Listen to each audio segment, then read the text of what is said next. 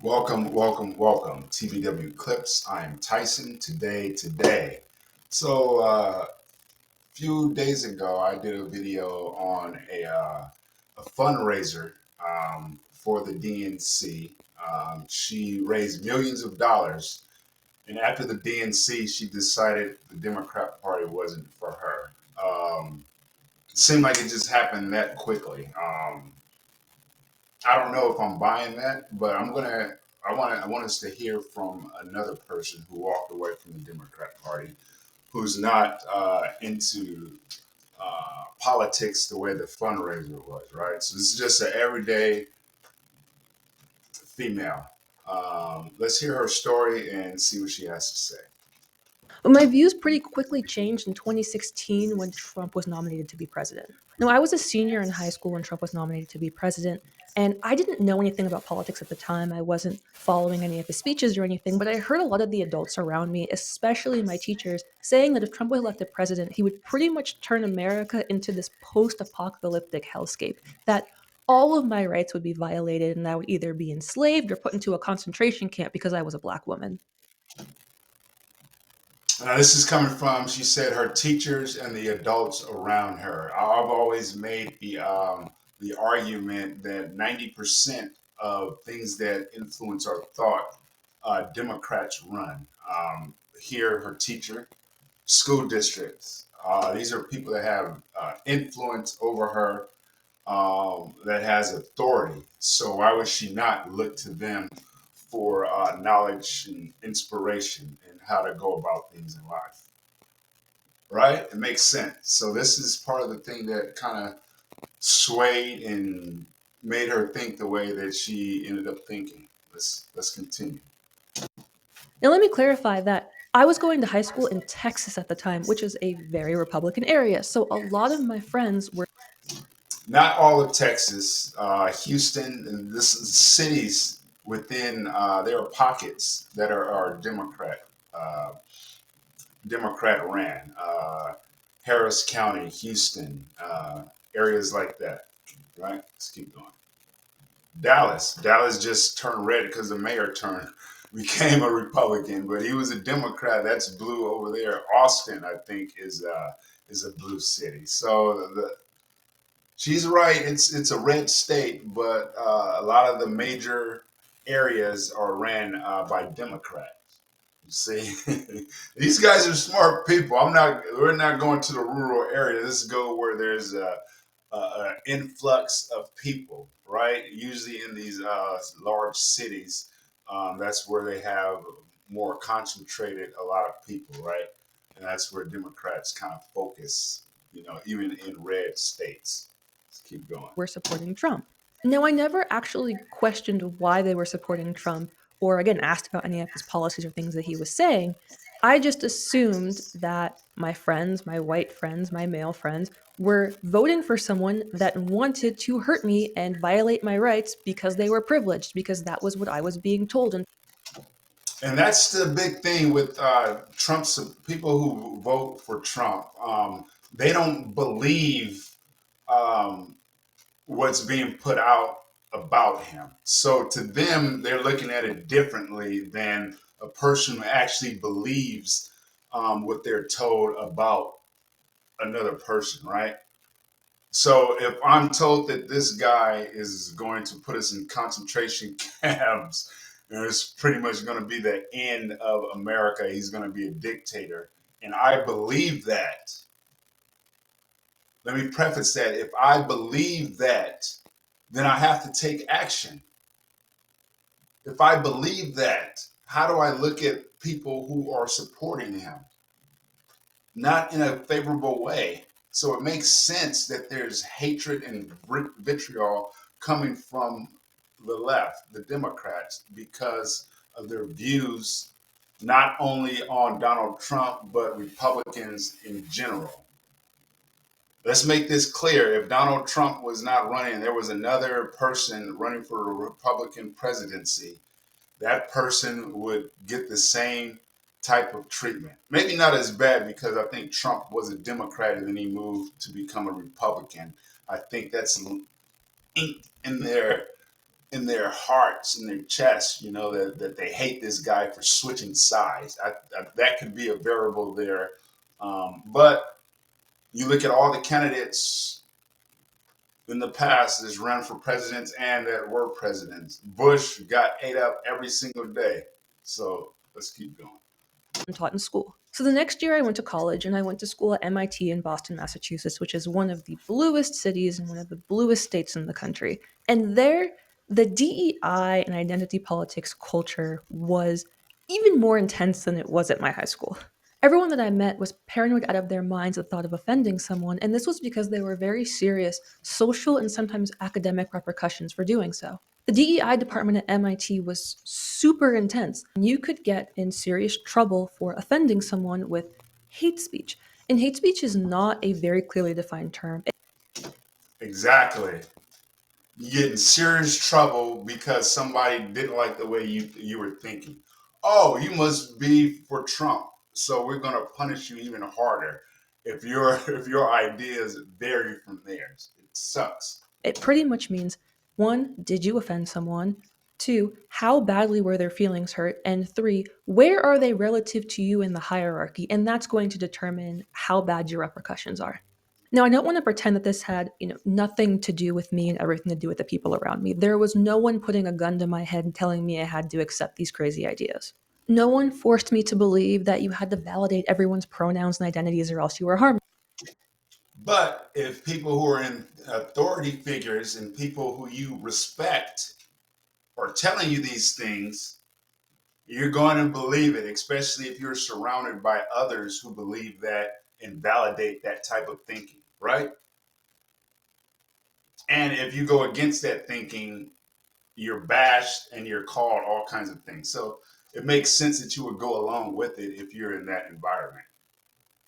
Harming them. No one forced me to believe that you couldn't wear certain makeup or hairstyles or you were harming them. No one forced me to believe that you couldn't state certain just factual truths about history or the world or else you were harming people. All of those things were ideas that I accepted willingly. One of the craziest, if not the craziest thing that I believed during the time was that I was non binary. And there were a lot of reasons why I accepted this idea, but just a few. Well, for one, I wasn't a very stereotypical girly girl, and I had, and kind of still have, some more traditionally masculine traits. Like, I tend to prefer leadership positions. And I was told that if I didn't identify as non binary, I would be invalidating the people who did because I had these similarities to them in the way that I acted and behaved. Guilt. A lot of times, also, they put guilt on other people to support a marginalized group, right? It wasn't her responsibility, but they made it hers. They made it her responsibility because of the way that she acted. She was a bit of a tomboy. So they so they convinced her and told her that she was binary. Non binary. That's how you pronounce that. Sorry about that. Let's keep going. But honestly, I also think there was a second subconscious reason. I think that I knew that if I identified as non binary, I would gain more oppression points in the hierarchy and I wouldn't have to feel so paranoid about what I was saying all of the time. This paranoia of offending people was so intense, at least for me, and I would assume for the other people around me that I was willing to accept something or to claim that I was something that just obviously wasn't true. So the end of my first semester of college is when I was the most woke. I was the most paranoid of offending people. I was the most sensitive to being offended, and I was the most aggressive at policing other people's actions and words. In fact, I was reporting people to the DEI department if they were being offensive at this point. I was a menace. And she knew that those penalties came with harsh repercussions, right? But she's the good person. She's doing it in the name of justice. Let's But keep things fell going. apart pretty quickly after this. After my first semester of college, I got really sick. I was diagnosed with an autoimmune disorder and I ended up in the hospital with half of my body paralyzed, so I needed 24/7 care. I was 18, I was the youngest person in the adult ward of the hospital, and even though I identified as non binary at the time, I was still biologically female, which meant I was at an increased risk of being taken advantage of in this situation. And I knew in my mind that what I needed in the situation was to ask for and to get a female nurse to take care of me, but there were some obvious problems with this according to what I believed to be true. To ask for a female nurse or to acknowledge there was a difference between male and female meant invalidating my own identity as someone who thought I was non binary. But really, more importantly, at least at the time, this was my focus, was what if the hospital's definition of male and female was not the same definition of what I was asking for when I asked for a female nurse? What if I asked for a nurse that was a woman and I got a nurse who identified as a woman but wasn't what I was asking for? The hypocrisy of the woke is so baffling to me, but they have no choice but to be hypocrites because their belief does not align with nature. They're at odds. A belief system that is not logical going against nature, something that just is. And they're fighting each other, right? That's what's going on here. The two sides are at odds. What's going to win? Sometimes the only way that you're able to change things if something personally happens to you, and this is what happened in this situation. If she would have never got sick, she probably would have stayed woke the whole time. Well, I'm guessing this is what kind of changed her mind from going from woke to not woke. Let's keep Then going. at that point, I would have to clarify what I meant by female or what I meant by woman. And that meant that I could offend somebody. And I thought that offending somebody meant harming them and that that was the worst thing that I could do. So I'm sitting in the hospital and I'm weighing these two alternatives. Either one, I prioritize my own safety, which means I have to give up everything that I think is moral, or two, I do what I think is right, but that means putting myself potentially in a more dangerous situation. So I decided to put my safety first. I asked for a female nurse. I was ready to specify what I wanted, but I was actually in a hospital in She's up here. Think about this. She's up here getting people in trouble as a DEI informant, telling on people, and now she's going to pick her. The hypocrisy, folks. This is crazy.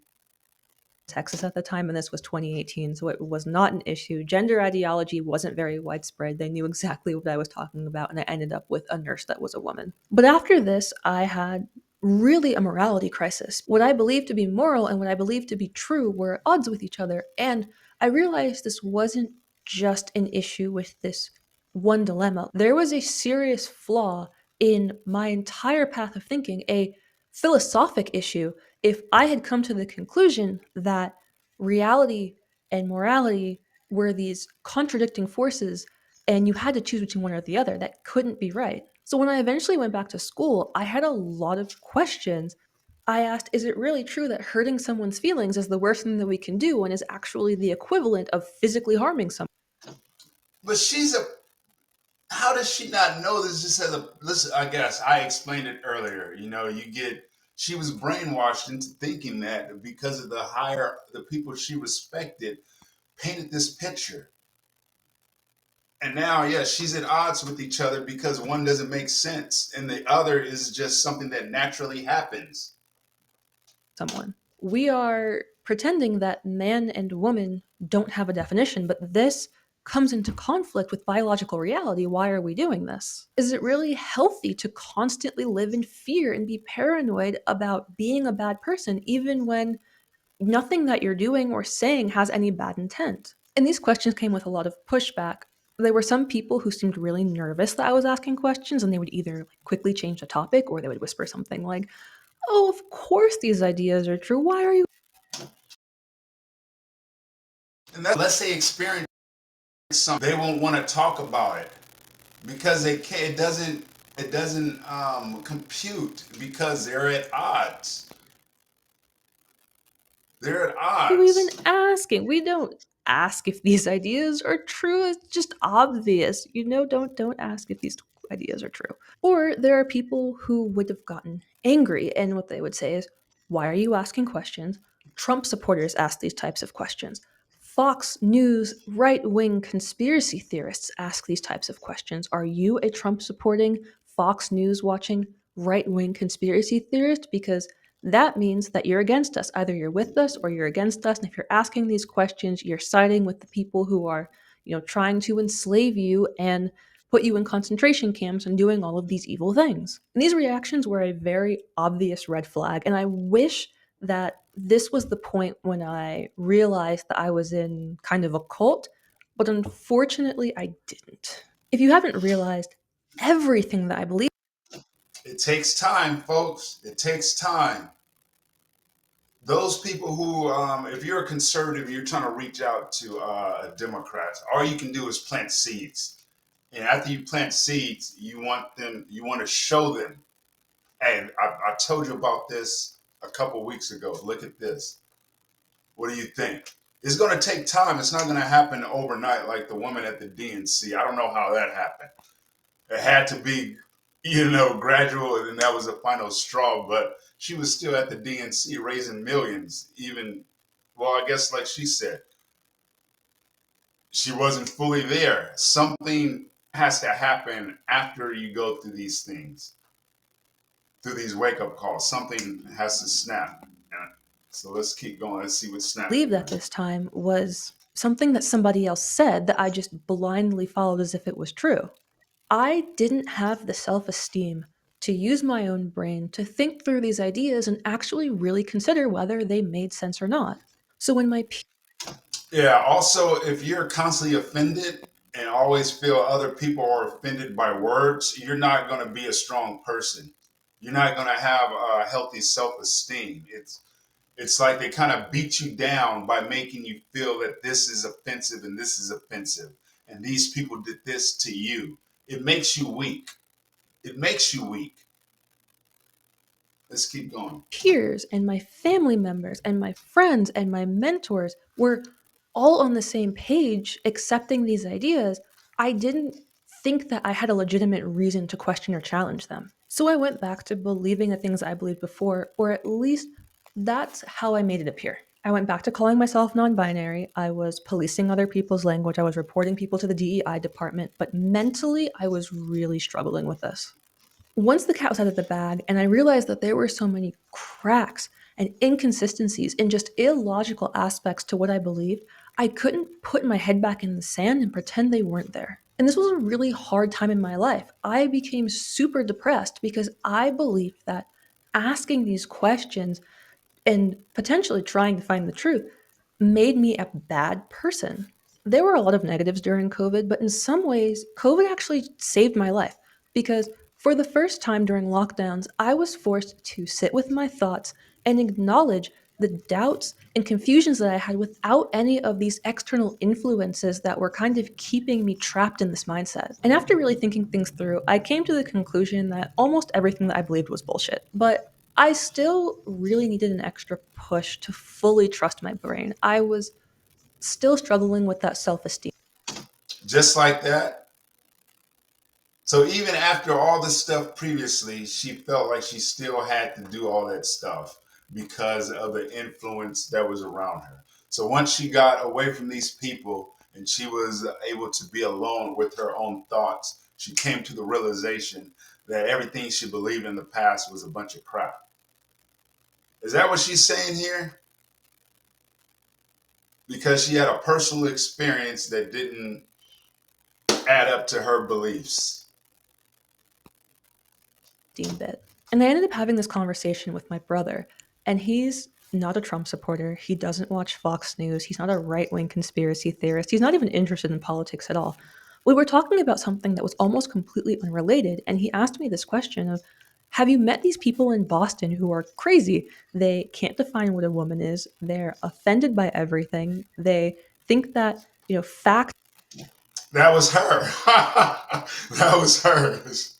don't matter if they hurt people's feelings.